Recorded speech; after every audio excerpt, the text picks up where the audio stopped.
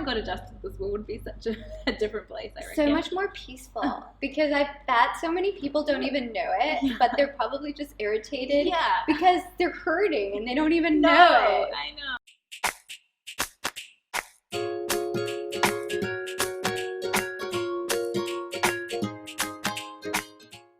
Today we're here in Auckland, New Zealand, speaking with female millennial entrepreneur Vanesha Lallu. I'd love to hear how you got here. I mean, what's your journey? What's the story behind just pre-entrepreneur to entrepreneur? I mean, I'm sure there's a personal life story, maybe something really deep or not so deep, I don't know. Yeah. That happened. Yeah.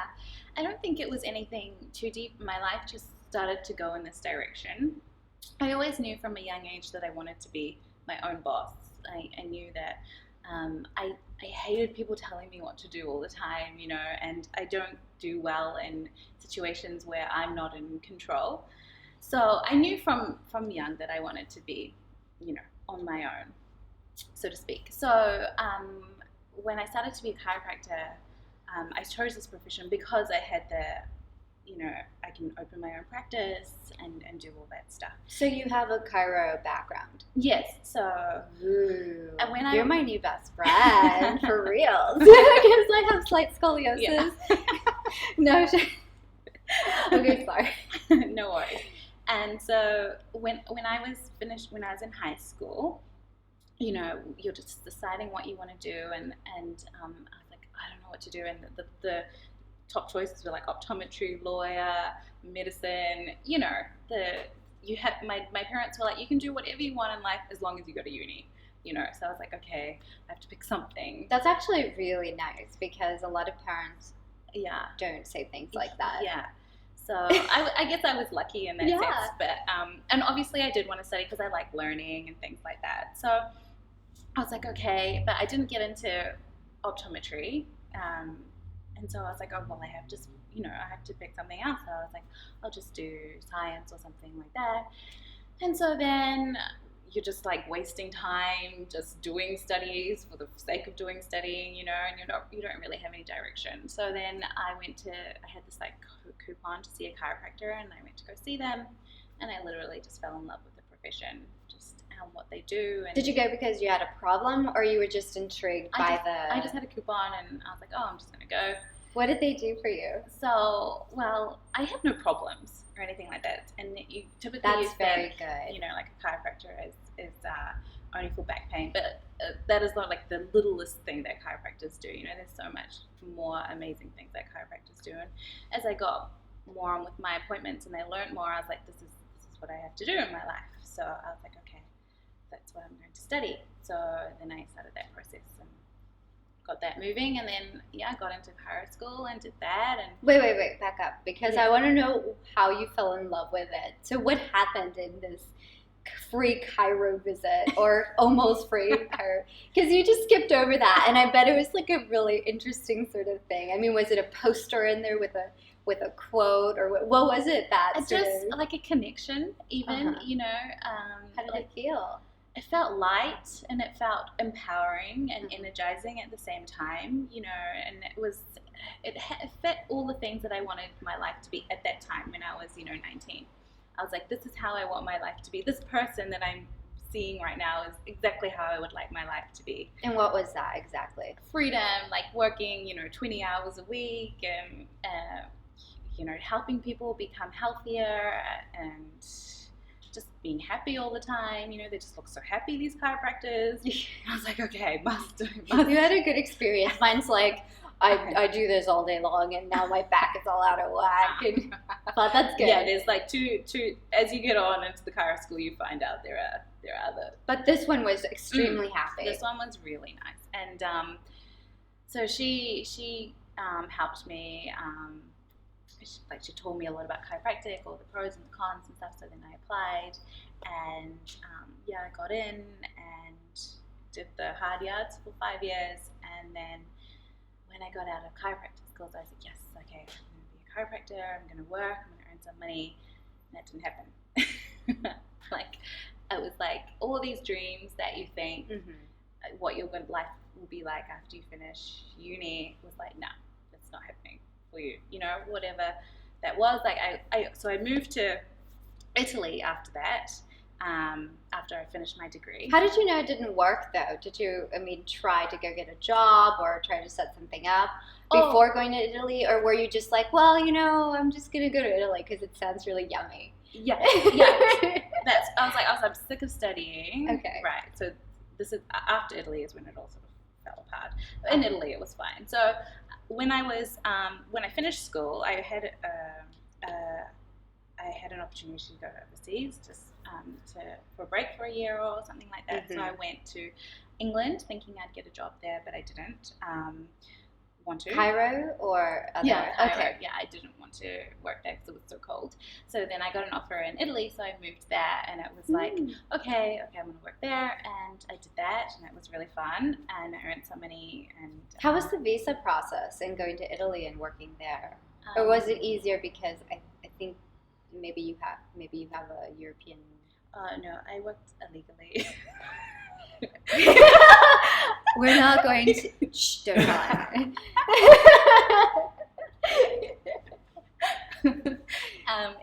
So I got paid under the table. So I had like this suitcase full of cash, traveling around. Anyway, so that was. We do not recommend this. Yeah. It was something silly that happened in the past. And she had no idea it was illegal. Yeah. So everyone assured me it's fine. My boss was like, it's fine. Everyone does it here. You're just here for, 8 months. It's, just locoming because she was on maternity leave. So then I did that. And I was like, okay, that's fun. But then that was a whole experience of being in another country, speaking another language, and just entering into a new job profession. It was like, okay, this is crazy. Then my grandma got sick, so I moved back here. And I just got a job as an associate working for someone, and it was like, like I learned a lot, but it was just, I don't know, not clicking, not working. I also moved to Melbourne, got a job there. Also, again, not working, not clicking. It wasn't what I expected my life to be like as a chiropractor. And so all these expectations, I was like, I have to do something. My life is just becoming like nothing, like I was just working and earning some money and working. Like no joy, no zest, no.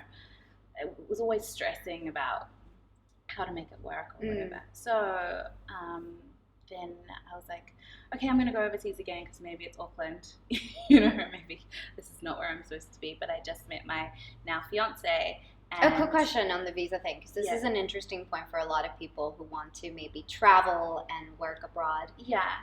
In Australia, it's a little bit simpler to get visas, right? Or temporary. It's easy for New Zealand and Australia. You can work anytime, come back anytime. Okay. So. And that's specific to New Zealand residents in Australia. Okay, got it. And either way, it works both ways. Very cool. So it's easy to move to Australia and work and then come back. So I did that, and then I thought I'll go again, but this time to the Gold Coast. And but then my now fiance was like, if you go, then we won't be together. And I was like, oh. So then I stayed because I thought that we had something going, and I just wanted to, family first. Well, yeah, kind of. And then I had this feeling like, okay, I should stay. And then one thing just led to another. Some things happened. My uncle was like, you should start your own practice. And I was like, what? You're kidding. Like, I can't even be successful in like somebody else's practice. How can I be successful on my own? And like my confidence was quite low, and I didn't really believe in myself. I didn't think that I had enough tools. I didn't think that I had enough education on the real world. I felt like uni sort of bubbled me up into this, I don't know, thinking, really cloudy thinking. Like it didn't really, I wasn't prepared for the world. Yeah, that's what I thought. And so often, so many of us feel that uncertainty, and there's a lot of, I think globally, this is my observation, personal observation, that globally there's this concept of you're younger, you don't have experience, you don't know anything, how can you add or how can you give? Yeah. And it really can get under your skin because you really start asking, well, can I even do anything? Yeah. Do I have anything to offer? What is my self-worth in this place? What am I here on this earth for? Am I just a loser? Yeah. I should just curl up and cry in a corner. Yeah, so all those thoughts are running through your mind, you know, like every day. And then, but he convinced me. He was like, no, do it. And I was like, and so he's quite successful, this uncle of mine, and he owns a lot of big hardware stores around Auckland. So he was like, okay, no, do it. So I was like, okay. And he like got this, he's like found this place for me, and he's like, you're gonna get in here, and I'm gonna help you out and do it. So I was lucky in that sense. I had this support, you know, from external support that was willing to help me, you know, invest in you and believed in you. Yeah, yes. I'm so lucky, and I recommend all people to get a support system like that, you know, because you can only give yourself so much love, but sometimes you just need something to bounce off, you know. And so like he'd email me and, you know, tell me that it's okay and don't worry, it's only money, and it's just a game, you know, like don't get too caught up in the money side of things. And whether it works or doesn't. Work. You have to try it Yeah. to see before it does or doesn't. Yeah, exactly.